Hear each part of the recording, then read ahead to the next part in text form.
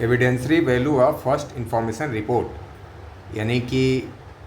FIR या प्रथम सूचना रिपोर्ट का साक्षिक मूल्य। यदि इस संदर्भ में देखा जाए तो ये अपने आप में एक स्टेटमेंट है जो कि पुलिस को दिया गया, और किसी भी आपराधिक मामले में बहुत से स्टेटमेंट्स दिए जाते हैं। एक तो एक एफआईआर के रूप में दिया गया स्टेटमेंट, अन्वेषण के दौरान पुलिस को दिया गया स्टेटमेंट, अन्वेषण के दौरान मजिस्ट्रेट को दिया गया स्टेटमेंट, और इसके बाद जांच या विचारण के समय साक्षियों के स्टेटमेंट्स हैं। तो इस रूप में देखें तो सभी स्टेटमेंट्स की अलग अलग एविडेंसरी वैल्यू है या साक्षिक मूल्य, और इसी संदर्भ में ये बात हो रही है कि पुलिस को एफआईआर के रूप में दिए गए स्टेटमेंट की एविडेंसरी वैल्यू क्या है। तो अब यदि एफआईआर के स्टेटमेंट की एविडेंसरी वैल्यू की बात की जाए तो नॉर्मली ये सब्सटैंटिव पीस ऑफ एविडेंस नहीं होता, यानी जो भी बात इस एफआईआर में लिखी गई होती है, इस कंटेंट्स का ये अपने आप में साक्ष्य नहीं है। पहली बात तो ये है। और दूसरा कि क्या इसके बेस पे किसी व्यक्ति को कन्विक्ट किया जा सकता है, तो अपने आप में इसका आंसर है जनरली नहीं। तो अब जनरली नहीं का मतलब, इसका मतलब इसका कुछ एक्सेप्शन है, और कुछ परिस्थितियों में ऐसा भी हो सकता है कि एविडेंसरी वैल्यू इसकी सब्सटैंटिव पीस के रूप में हो जाए और इसी के बेस पे कन्विक्शन किया जा सके। तो सब्सटेंशियल एस्पेक्ट और प्रोसीजरल एस्पेक्ट के रूप में इसको देखा जा सकता है। और दूसरा इसका एस्पेक्ट हो सकता है कि क्या ये सोल बेसिस हो सकता है कन्विक्शन के लिए, और क्या ये केवल अदरवाइज कन्विक्शन के रूप में देखा जा सकता है। तो हम लोग अभी फ़िलहाल दो एस्पेक्ट से इसको देखेंगे कि क्या वैल्यू है इसकी, यानी किन किन रूपों में एफआईआर को यूज़ किया जा सकता है, और दूसरा कि क्या एफआईआर के सोल बेसिस पे ही किसी एक्यूज़ को कन्विक्ट किया जा सकता है, यानी ये सब्सटैंटिव पीस ऑफ एविडेंस बन सकता है। तो इन दो रूप में हम लोग ज़्यादा आज के इस लेक्चर को देखने की कोशिश करेंगे। आप देख रहे हैं न्याय दृष्टि, मैं पवन। तो सबसे पहले यदि क्वेश्चन रेज किया जाए कि व्हाट इज़ एफआईआर, तो एफआईआर एक संज्ञेय अपराध के बारे में दी गई पहली सूचना है, यानी संज्ञेय अपराध के बारे में पुलिस को दी गई पहली सूचना ही एफआईआर के रूप में जानी जाती है। अब इसकी अगर एविडेंसरी वैल्यू की बात की जाए तो जैसा कि मैंने कहा कि जनरली ये सब्सटैंटिव पीस ऑफ एविडेंस नहीं है, तो किस रूप में यूज़ किया जा सकता है इसको, तो निम्नलिखित रूपों में इसका यूज़ किया जा सकता है। तो जैसा कि मैंने कहा कि जनरली ये सब्सटैंटिव पीस ऑफ एविडेंस नहीं है, तो इस बात को किस केस में अफर्म किया गया, C Mangesh versus state of Karnataka के केस में 2010 में ये डिसाइड किया गया कि FIR is not a substantive piece of evidence. तो जनरली इसकी यही वैल्यू होती है। और किन किन रूपों में यूज़ किया जा सकता है, तो FIR can be used for corporation, यानी कि विक्टिम या इन्फॉर्मेंट ने पुलिस को सूचना दी, एफआईआर दर्ज हुई, और वही व्यक्ति जब विचारण होता है तो विचारण के दौरान आकर के साक्ष्य देता है, तो जैसा उसने एफआईआर के दौरान अपना स्टेटमेंट दिया था वैसा ही स्टेटमेंट दे रहा है वो कोर्ट में भी, तो प्रोजिक्यूशन अपने इस विटनेस को सपोर्ट करने के लिए इसको यूज़ कर सकता है, यानी कॉर्पोरेशन कर सकता है, संपोषण कर सकता है धारा 160 के अनुसार, यानी साक्ष्य अधिनियम की धारा 160 के अनुसार। और दूसरा, और ये बात को कहाँ पे कंफर्म किया गया, Haseeb versus state of Bihar 1972 के केस में क्या कहा सुप्रीम कोर्ट ने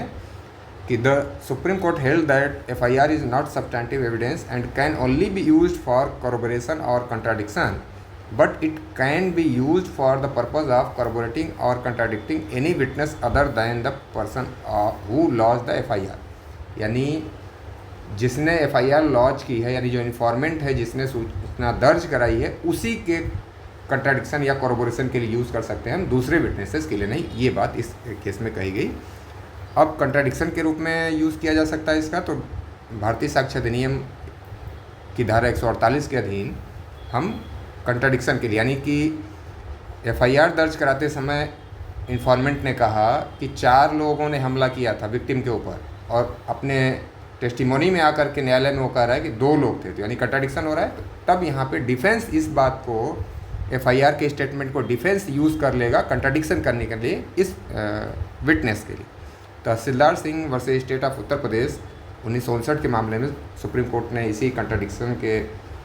मामले को उजागर किया और कहा कि ऐसा किया जा सकता है।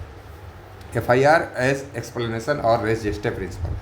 यानी कि यदि घटना घटित होती है और बिना किसी डिले के, बिना किसी व्यक्ति से मिले, बिना किसी व्यक्ति के प्रभाव में आए हुए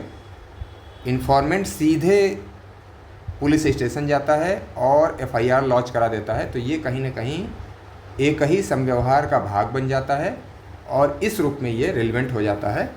तो एक इसकी रेलिवेंसी ये हो गई सेम ट्रांजैक्शन के रूप में। Ratan Singh versus state of Himachal Pradesh 1997 के मामले में the court observe that prompt FIR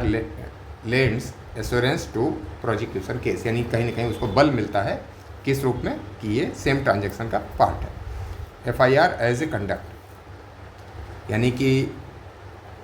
victim के साथ घटना घटित हुई और वो तुरंत जाता है न्यायालय में, पुलिस स्टेशन, और अपनी बात को कहता है और वही उसकी बात FIR के रूप में दर्ज कर ली जाती है। तो ये कहीं ना कहीं उसका कंडक्ट के रूप में भी, यानी सेक्शन 6 जो है भारतीय साक्ष्य अधिनियम का, वहाँ पे ये उसके कंडक्ट के रूप में भी, यानी सब्सिक्वेंट कंडक्ट के रूप में ग्राह्य हो जाता है। FIR एंड ओमिशन, यानी कि लापरवाही के रूप में या लोप के रूप में भी FIR को हम देखते हैं और कहीं ना कहीं ये कंट्राडिक्शन का पार्ट बन जाता है। आपके पड़ोसी से आपका झगड़ा हुआ, A और B का झगड़ा होता है और पड़ोसी को A जानता है, फिर भी B का नाम FIR में दर्ज नहीं कराया जाता, या जो लोग घटना स्थल पे उपस्थित थे और सभी गांव के ही लोग थे, पड़ोसी थे, उनका नाम नहीं बताया जाना, तो ये भी कहीं ना कहीं ओमिशन के रूप में रिलेवेंट हो जाता है। State of UP versus Krishna master 2010 के केस में the court held that minor omissions और डिस्क्रिपेंसीज इन FIR नॉट फैक्टल, यानी छोटी मोटी ओमिशंस को यहाँ पे ध्यान नहीं दिया जाता, लेकिन अगर मेजर, जैसा कि मैंने कहा कि आपने पड़ोसी आपका अभियुक्त है और आप उसको जानते पहचानते हैं, फिर भी आप FIR में उसका नाम दर्ज नहीं कर रहे हैं, तो ये ओमिशन है और ये मैटर करता है, तो इस रूप में ये रिलेवेंट हो जाएगा। FIR as an admission and confession, confession और एडमिशन के रूप में यदि बात की जाए तो कन्फेशनल स्टेटमेंट तो किसी भी रूप में पुलिस को दिया गया कन्फेशनल स्टेटमेंट रेलिवेंट नहीं है as per section 22 of Indian evidence act, या हम आज की डेट में कहें तो भारतीय साक्ष्य अधिनियम। लेकिन यदि कन्फेशनल स्टेटमेंट के अतिरिक्त कोई एडमिशनल स्टेटमेंट है, एडमिशन के रूप में स्टेटमेंट है, तो वो रिलेवेंट हो जाएगा, वो एडमिशनेबल है। अब किस रूप में कि एक्यूज ने ही FIR दर्ज करा दी, an admission under evidence law, यानी उसमें कुछ उसने स्वीकृति की, उसमें उसका कंडक्ट शो हो रहा है और को एक्यूज्ड के अगेंस्ट भी लिमिटेड सर्कमस्टांस में यूज़ किया जा सकता है। अब मेन एग्जांपल से आप समझेंगे कि A एक्यूज्ड है, जाता है थाने पे, FIR दर्ज करा देता है और FIR में यदि वो ये कहता है कि मैंने B को मारा, यानी विक्टिम को मारा, तो ये तो कन्फेशनल हो गया, बाहर हो गया। लेकिन यदि उसने ये कहा कि घटना स्थल, यानी ये A कह रहा है कि मैं यहाँ B को C मार रहा था और मैं वहाँ पे उपस्थित था, घटना स्थल पे मैं उपस्थित था, तो कहीं ना कहीं ये बता रहा है, यानी इस बात की स्वीकृति कर रहा है कि मैं भी घटना स्थल पे था। तो घटना स्थल पे होना ये कन्फेशन नहीं है, वो ये नहीं कह रहा है कि मैंने अभियुक्त को मारा, लेकिन घटना स्थल पे उपस्थिति उसकी प्रूव्ड हो जा रही है, साबित हो रही है, तो इस रूप में एडमिशन के रूप में ये स्वीकार हो जाएगा, रिलेवेंट हो जाएगा, एडमिसिबल हो जाएगा और भारतीय साक्ष्य अधिनियम की धारा 19 के अंतर्गत ये स्वीकृति के रूप में स्वीकार होगा। Agnu Nagesia versus state of Bihar के मामले में इसी तरह का मामला था कि अभियुक्त जाकर के FIR दर्ज कराता है और इसी तरह का स्टेटमेंट देता है, तो उस मामले में एडमिशन के रूप में इसे स्वीकार करने की बात की गई, लेकिन ये स्पष्ट किया गया कि यदि कन्फेशनल स्टेटमेंट होगा एक्यूज्ड का तो वो रिलेवेंट नहीं होगा और वो बाहर हो जाएगा। FIR as a substantive piece of evidence, यानी कि जहाँ केवल इसी के सोल बेसिस पे कन्विक्शन हो सकता है, तो इस रूप में यदि हम लोग बात करें तो ऊपर की कुछ बातें यहाँ सपोर्ट कर सकती थी, जैसा कि हम लोगों ने कहा कंडक्ट के बारे में, एडमिशन के बारे में, सेम ट्रांजैक्शन के बारे में, तो वो परिस्थितियाँ भी सपोर्ट करेंगी। और यदि विक्टिम यानी इंजर्ड जो पर्सन था, जिसे चोट लगी थी, यानी अभियुक्त के कार्य से उसे हानि पहुंची थी, और वो व्यक्ति जाता है FIR दर्ज कराता है और FIR दर्ज कराने के बाद उस व्यक्ति की मृत्यु हो जाती है, तो ऐसी मृत्यु के बाद उसका वही स्टेटमेंट या वही FIR उसके डाइंग डिक्लेरेशन में कन्वर्ट हो जाता है और जैसे ही वो डाइंग डिक्लेरेशन के रूप में कन्वर्ट होगा, वो अब सब्सटेंटिव पीस ऑफ एविडेंस बन जाएगा और इसी के सोल बेसिस पे एक्यूज्ड को कन्विक्ट किया जा सकता है। अब इसके लिए इम्पॉर्टेंट क्या होना चाहिए, the injured person lost FIR, वो घायल व्यक्ति FIR दर्ज कराए। The statement concern the injuries और इंसिडेंट काजिंग डेथ, यानी वो अपनी इंजरीज़ के बारे में बता रहा है उसमें, या अपनी मृत्यु के कारण के बारे में बता रहा है, घटना के बारे में बता रहा है, और फिर इसके बाद में उस कथनकर्ता की या घायल की मृत्यु हो जाती है। तो ये FIR डाइंग डिक्लेरेशन बन गया, और ये अब सोल बेसिस हो गया कन्विक्शन के लिए, और ये अब सब्स्टैंटिव पीस ऑफ एविडेंस में कन्वर्ट हो गया। अब रिसेंट जो जजमेंट आए हैं सुप्रीम कोर्ट के, हरेंद्र राय वर्सेज स्टेट ऑफ बिहार 2023 का ये जजमेंट है, और इसमें स्पष्ट रूप से कहा गया कि now further issue crops up about the treatment of the FIR, यानी कि बयान तहरीरी as dying declaration, and in this respect various earlier pronouncement of the court have clarified the position of law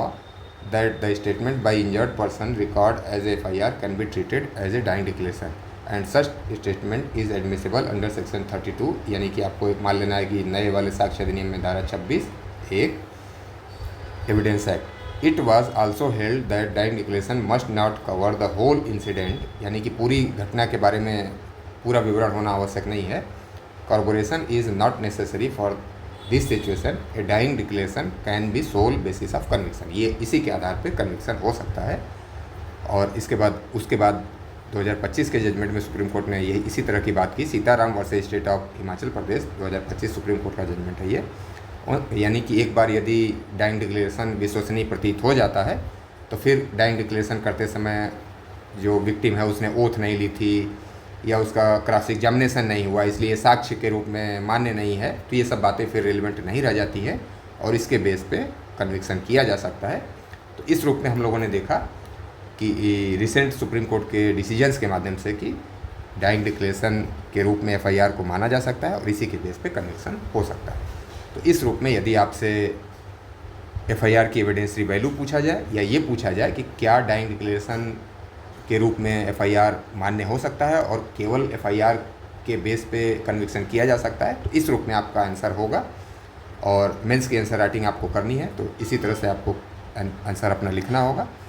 हाँ, यदि क्वेश्चन अधिक marks का है तो पूरा डिटेल इस तरह से लिखना होगा। अगर कम मार्क्स में यही बात पूछी जाए तो आपको संक्षेप में यही बात लिखनी होगी। और ये वीडियो आपको पसंद आया तो चैनल को सब्सक्राइब कर लें, आप लाइक करें, शेयर करें, और आपका कोई सुझाव हो तो कमेंट बॉक्स में निश्चित हमें दें। धन्यवाद।